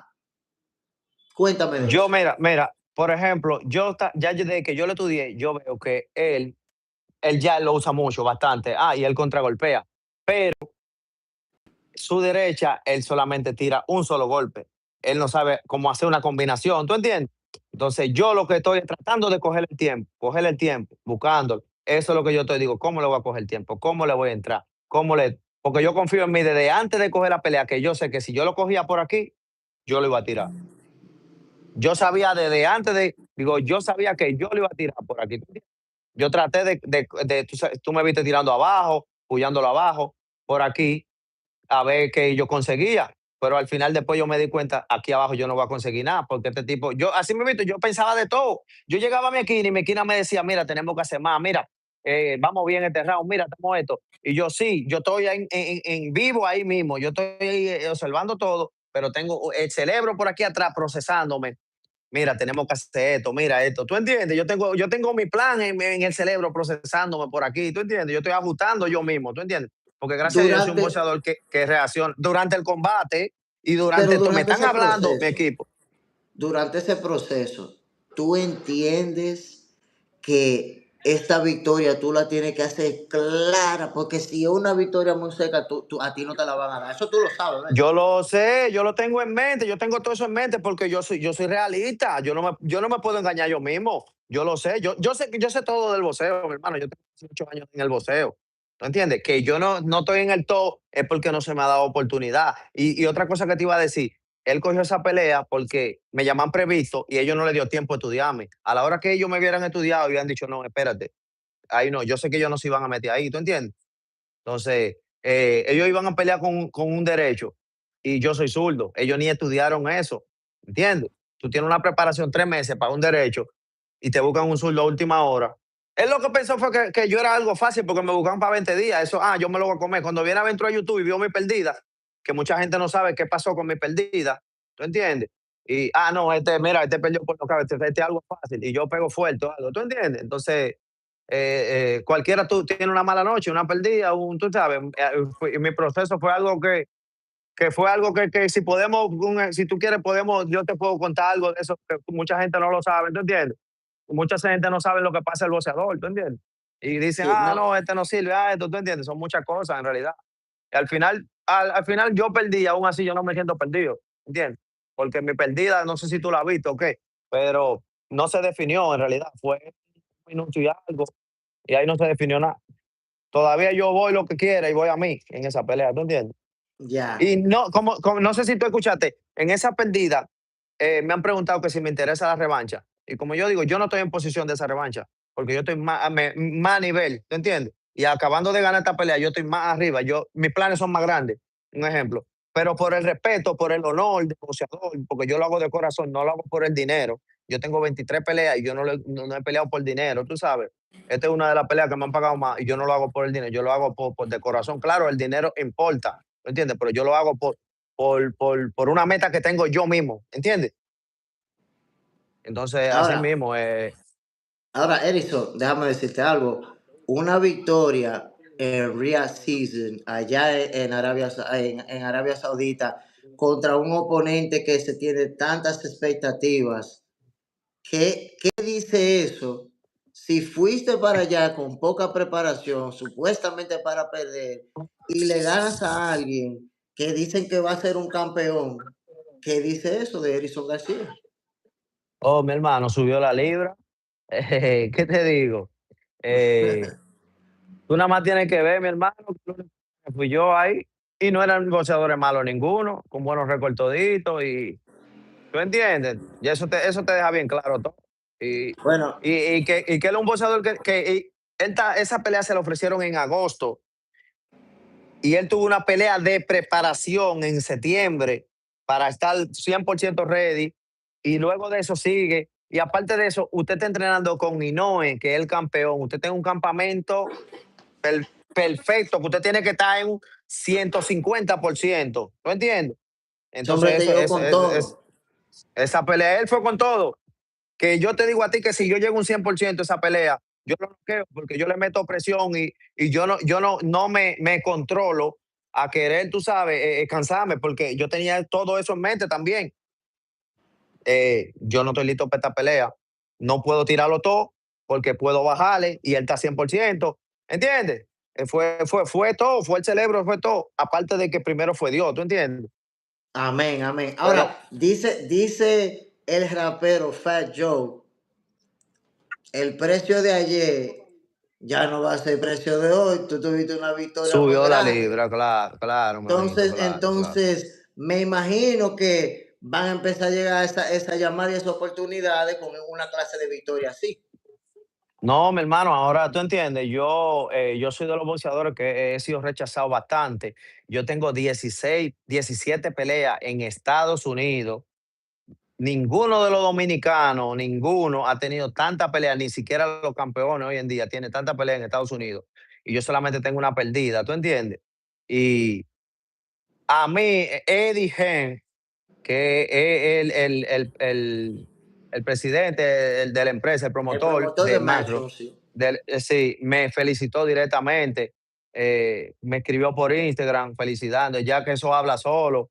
El mismo Golovkin que estaba ahí me felicitó, el mismo Uzi que estaba ahí me felicitó, y un sinnúmero de gente y el mundo me vio, ¿tú entiendes? Entonces, lo que digan los demás a mí me importa, subió la libra, como te digo. Yo no, Así mismo, así mismo. al final yo no trabajo para la gente, ¿tú entiendes? Yo trabajo para mí. Yo soy que tengo que ver que estoy bien o que estoy mal, al final, un ejemplo. Mira, yo soy un ejemplo, como tú me dijiste ahorita, mucha gente, hey, ¿de dónde salió este muchacho? Aquí no se me da el valor en República Dominicana que yo tengo, en realidad, ¿me entiendes? Pero eso no me afecta, en realidad, porque al final yo no trabajo para los comentarios de nadie, yo trabajo para mí. Mientras yo esté bien, estoy feliz, ¿entiendes? Yo, gracias a Dios, estoy estable. No me han dado grandes oportunidades, pero gracias a Dios estoy estable. Estoy bien, bien, bien, gracias a Dios, en lo personal, tú sabes. Y vamos para encima, Dios. Subió la libra, como te digo. Ahora, después de un combate así, ¿qué podemos esperar de Edison García para el 2026? ¿Podemos esperar mucha actividad? ¿Quieres esperar que tres, cuatro veces en el año? ¿Qué quieres hacer? Hermano, a mí me encanta el boxeo. Es tan tal que para decirte que tres veces a la semana se hacen sparring casi en los gimnasios. Y a mí no me gusta ir los días que no hay sparring, porque a mí lo que me gusta es mantenerme activo, la adrenalina, ¿tú entiendes? Entonces, si es por mí, yo peleara 5 veces lo que te quiero decir en el año, un ejemplo, ¿entiendes? Esperemos en Dios que ellos tomen en cuenta esta victoria, que creo que sí, quedó claro que deberían de tomarla en cuenta y darme más oportunidad. Y yo voy a mantenerme activo entrenando, esperando la sorpresa, ¿tú entiendes? Esperando Bueno, que me den pelea, que me den pelea grandes. Yo me voy a mantener bien ready, ready, ready, para ver si me dan las pruebas grandes, las pruebas necesarias, para yo demostrar quién soy en sí, en realidad, ¿tú entiendes? bueno, mira, yo te voy a decir, basado en lo que yo vi que tú hiciste en el cuadrilátero, las expectativas mías son o que Eddie Hearn o Turkey Allow Sheet, alguien relacionado con Real Season en el 2026, 100% se van a comunicar contigo para tu próxima pelea. Lo que creo que tú le diste, le enseñaste a muchos boxeadores algo, que si te llaman con 20 días, si tú te mantienes listo a la hora de la verdad, con lo que tú tengas, tú vas a poder resolver, porque si no hubieras estado listo, esto también hubiera sido una catástrofe, tú hubieras podido ser una historia bien fea de que, bueno, fue para allá, lo matan a golpe y ahora la carrera está en jodida. Fue a regalarse, fue a regalarse, exacto. ¿Tú me entiendes? Entonces creo que es un buen ejemplo de cómo cuando un peleador se mantiene preparado, lo que puede suceder. Llegó la oportunidad y resolviste. Claro, claro, claro. Con respecto a lo que tú dices que de que Eddie Hearn o Turki Alechi se desempeña en mí, cuando yo bajé de ring, mi manager me dijo, mira, tenemos una llamada con el Turki que él quiere hablar contigo y eso, tú sabes. Y al final no pudimos tomar la llamada porque como estaba en el médico, chequeándome la mano, estaban haciéndome, tú sabes, tomándome sangre, tomándome eso. Mi manager esperó que yo me quedé ahí. Al final cuando salí, tú sabes que esa gente hay que aprovecharlo en el momento, tal vez se ocupó y quien estaba en el teléfono no volvió. Al final no tomamos la llamada. Pero como te digo, Eddie Hearn me escribió personalmente, me dijo, tremenda ganada, felicidades, tú sabes. Entonces, nada, vamos, esperemos en Dios así mismo que nos ofrezcan algo grande. Yo estoy rankeado número 10 del mundo. Creo que posiblemente entre en el top 5 del WBO. Yo soy campeón nabo del WBO. Y estoy número 13 del AMB, que posiblemente tomen esto en cuenta y me pongan 8 7 o como ellos entiendan, ¿tú entiendes? Y estoy rankeado en 130 libras, pero como ellos me preguntaron que si yo estaría disponible para pelear en 130 o 35, que como yo lo veo, yo le dije no, que yo estoy listo para pelear en 130 o 135, siempre y cuando sea una gran oportunidad, algo grande, yo puedo bajar, tú sabes, a 130 o 135. y se me dé un buen tiempo y esperemos en Dios que ellos tomen eso en cuenta y yo estoy listo para pelear en 130, 135, cualquiera, ¿tú entiendes? Bueno, Erison, yo creo que te conocimos mejor ahora en el 2025, pero yo creo que tú nos vas a dar unos cuantos sustos en el 2026. Esperemos en Dios, tú sabes, yo estoy listo. Y mira, yo en realidad tengo mucho sparring, por eso yo tengo mucha experiencia, a pesar de que tengo ya casi 18 años en el boxeo. He peleado con todos los peleadores mejores de República Dominicana. Todito, lo conozco todito, todito me conocen. Tengo sparring con Shakur Stevenson, que tú sabes quién es, el público sabe ahí. Tengo sparring con Chucky Foster, tengo bastante porque entrenaba junto con ellos. Con Shakur duré casi 2 meses entrenando. Tengo con Raymond Ford, tengo con eh, Chucky Foster, como te dije. Tengo Regis Prograis, que era campeón de 140 libras. Wow. Tengo con el actual campeón 140, que es Gary Russell. Incluso me mandó a buscar cuando peleó con Valenzuela. Yo fui su sparring ahí. Ah, Y sí, para esa pelea. Y se quedan fundidos conmigo, en verdad, tú sabes, porque fue la primera vez que trabajan conmigo y ellos bien que lo que, los dos hermanos. El Russell es el más duro, el más chiquito, que es 130 libras también. ya. Fundido, tú sabes, y se quedó súper agradecido con el trabajo y un sinnúmero de campeones mandan a buscar para trabajar conmigo, porque ven el talento y saben que yo. Entonces, por eso mismo yo me siento listo, porque esos peleadores de alto nivel se sorprenden conmigo, el mismo Shakur y todo el mundo dice, wow, pero ¿y de dónde salió este muchacho y eso? ¿Tú entiendes? Porque ellos son altos y ven que un guanteo conmigo es algo parejo, ¿tú entiendes? Entonces, Sí. yo estoy listo para cualquiera, ¿tú entiendes? Si yo en ese nivel que ellos son el top, ellos mismos se sorprenden conmigo, ¿tú entiendes? Eh, Imagínate. Yo sé que yo estoy listo para cualquiera en realidad. Y estamos listos, estamos. No, para mí, un ejemplo me pueden dar el mejor que ellos tengan.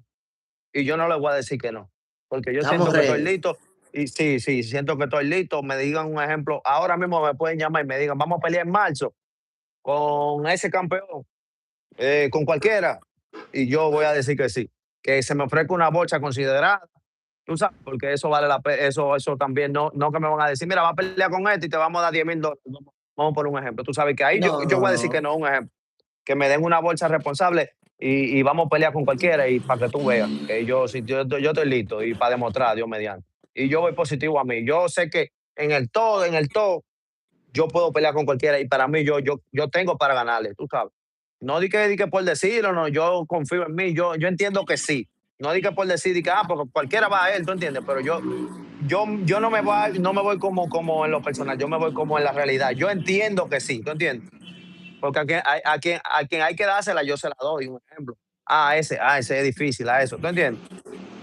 Pero yo entiendo que sí, al todo yo le puedo ganar. Al todo 130 ahora mismo, a todo le puedo ganar, yo entiendo. Bueno, basándome en el desempeño, la manera que tú le ganaste a un oponente, todas las condiciones como se dieron y como quiera buscarse la victoria, yo entiendo que de parte de Turkey, de parte de Eddie Hearn, de parte de esa gente por allá, viene una oportunidad. En realidad ya ahora mismo Erison García lo que tienes que seguir haciendo lo suyo es, porque se te van a abrir muchas puertas, hermanito, el nombre tuyo. Yo vi las publicaciones en The Zone, Edison García, wow, el upset. Veo la publicación también en Ring Magazine, Edison García, wow, ¿sabes? Es grande porque no se esperaba. Tú fuiste, yo te lo dije, tú viste cuando yo publiqué la primera vez, yo dije, a Edison lo llevaron para allá a perder. Eso fue la realidad. ¿Sabes? Entonces, ahora mismo tú tienes la historia detrás de ti que dice, wow, mira lo que logró. Está caliente el hombre ahora mismo. No, no te puedo escuchar, ahora mismo se perdió el audio. Y yo a ti tampoco. No me escucha. My peoples, let me know if you can hear me. My check. Let me know if y'all can hear me. He can't hear me. Salte y entra. My peoples, let me know if y'all can hear me because I lost audio with Edison Garcia. So you guys let me know if you can hear me. Mic check, mic check.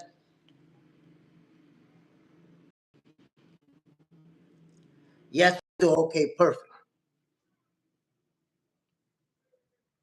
He can. Me oye, Edison ahora. Ahora sí, lo que pasa es que me está llamando, oye, ¿quién me está llamando? Edwin de los Santos, Ay, ay, el sur. ay. Sí, y quedamos en hacer algo y eso, y me estaba llamando ahora. No se la cogí, yo lo llamo ahora, porque todo en la entrevista, tú sabes. Pero mira, yo te voy a decir algo, te van a llegar muchas llamadas, mucha gente se va a comunicar contigo.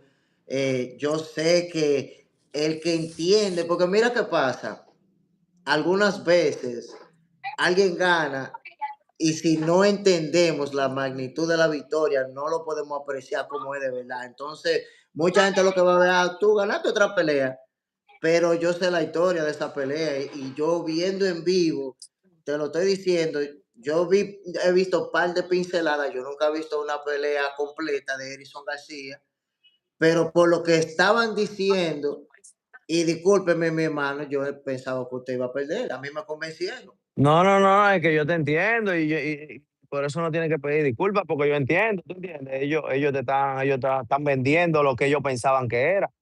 Y al final yo fui a hacer la diferencia, porque al final, si te fijas, fui diferente a todo en el entrenamiento, en el pesaje, en el entrenamiento público, fui algo diferente. Como yo le dije, yo fui a hacer la diferencia y así lo hice. Y yo se lo avisé a ellos con tiempo, se lo avisé en el mensaje. Digo, yo vengo a dañar la noche samurai. Si tú te vienes, yo vengo a dañarle, así me invito. Al final, quien lo hizo fui yo. Yo venía positivo, yo venía al 100 conmigo, en memoria, en mente. Yo venía al 100, yo sabía que a Bueno, nivel, él me podía llevar de condición, pero a nivel de mentalidad, de habilidad, de esto, no, no. ganaron lo que tenían que ganar, menos él. Él no pudo Eh, ganar. no, exacto, no, no pudo. Bueno, bueno, Edison, hermano mío, le quiero de nuevo felicitarlo por esa victoria y resaltarle de nuevo, yo sé que vienen grandes cosas por ahí en el 2025. Manténgase ready, mi hermano, que la cosa se va a poner buena. Y usted sabe, como acabamos de decir ahorita, los precios de ayer ya no son los precios de hoy, ya van a tener que No, pagar un chismá por los su- servicios de Edison García, mi gente. subió la libra, subió la libra. Como Está dice más Carlos cara la Montecu, cosa. de manera significativa y abundantemente. Aleluya. Hermano, usted le quiere dar un saludo a alguien antes de que terminemos con esta entrevista. Claro que Alguien que lo sí, apoya, a los fanáticos, quien sea. quiero darle un saludo a todo el mundo, así mismo, darle las gracias a todo el público que está viendo la entrevista y quien va a ver la entrevista, darle las gracias por el apoyo, cada comentario, cada me gusta, cada cosa que hacen es mucho en mi carrera, te lo valoro, tú sabes, y darle las gracias y bendiciones, tú sabes, un saludito a mi familia, a mi papá que está en Estados Unidos y a toda la gente mía y la gente suya también y al ¿Cómo público se de llama tu papá? voceo. ¿Cómo se llama tu papá? Carmelo Antonio Pérez. Oiga, Carmelo, el hijo suyo está metiendo mano como es, oye, está metiendo mano. Usted hizo un buen trabajo ahí, Carmelo. Ujú. Sí, Edison, sí, hermanito como, mío. Cuéntame, cuéntame, como le sí. digo a la gente que cada comentario, cada esto es mucho, tú sabes, aporta mucho a mi carrera, se lo agradezco.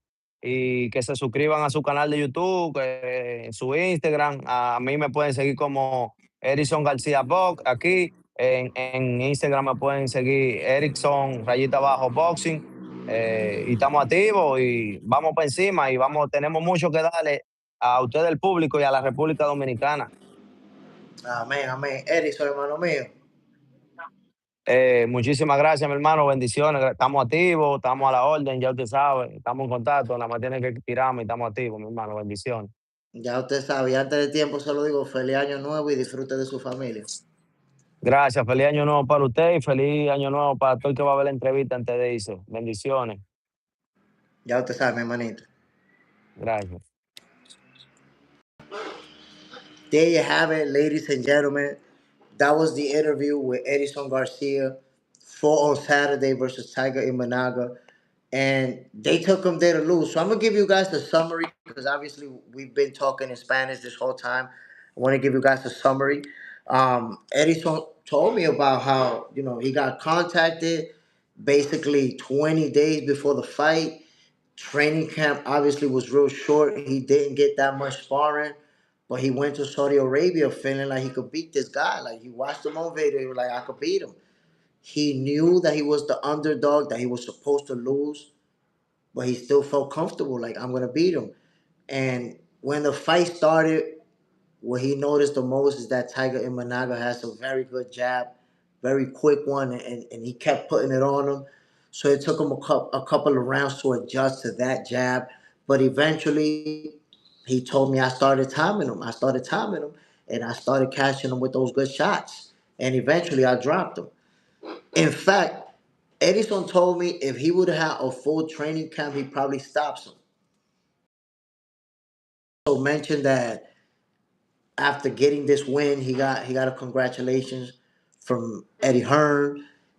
He got His Excellency Turkey Al Sheikh gave him a call, but he was with the doctor, so he couldn't take that call. He was like, "Oh man, I wish I could have took it, but I was with the doctor." Then after I left from there, they wasn't around anymore. So it's kind of a situation where it has to happen right then and there, or it doesn't happen.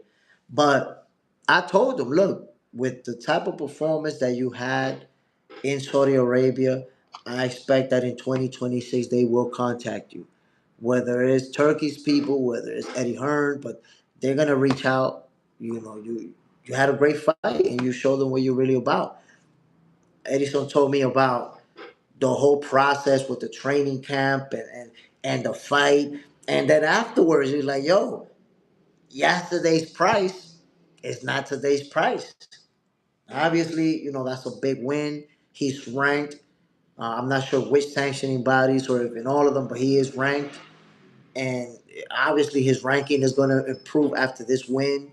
Remember, he won as the underdog. He knew he went there as the underdog. Got the W, got a decent payday. Obviously, not millions of dollars, but got one of his biggest paydays of his boxing career. And that's another thing that he told me. Look, I've never had the opportunity. I don't get the opportunities. I haven't had it. So now, finally, when the opportunity came, I couldn't turn it down. He fights at 130. The opportunity was to fight somebody at 135. He said, let's do it. Let's fight him. I could beat him. And ultimately walked out of there with the W. So keep an eye, my peoples, on Edison Garcia because he's going to accomplish. He already told me, listen, in 2026, man, if I could fight 3, 4 times, you're gonna see me in the ring. And they could tell me to fight a champion next. And they could tell me fight a champion in March, and I'll be ready for that. My peoples, there you have it. This has been a special edition episode of Boxing for Breakfast. We reviewed the entire 2025, all of the biggest fights, all of the different situations that we saw throughout the year, and ended this show with Edison Garcia, who got that monster upset in Saudi Arabia versus Tiger Imanaga. I hope you guys enjoyed today's show. Y'all already know what it is. I'm Jay Smith. I'm getting the hell out of here.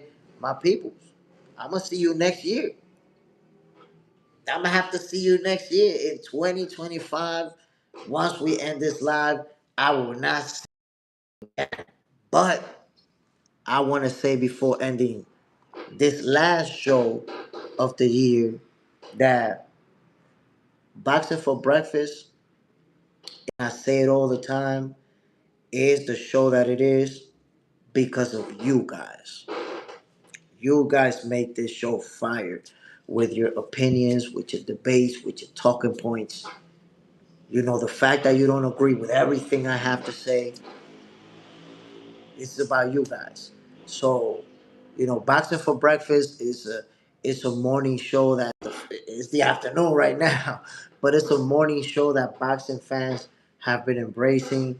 We see more fans joining the Box Center family. So I want to end the last Box Center, the last Boxing for Breakfast show of the year by saying Salute to all my Box Center family.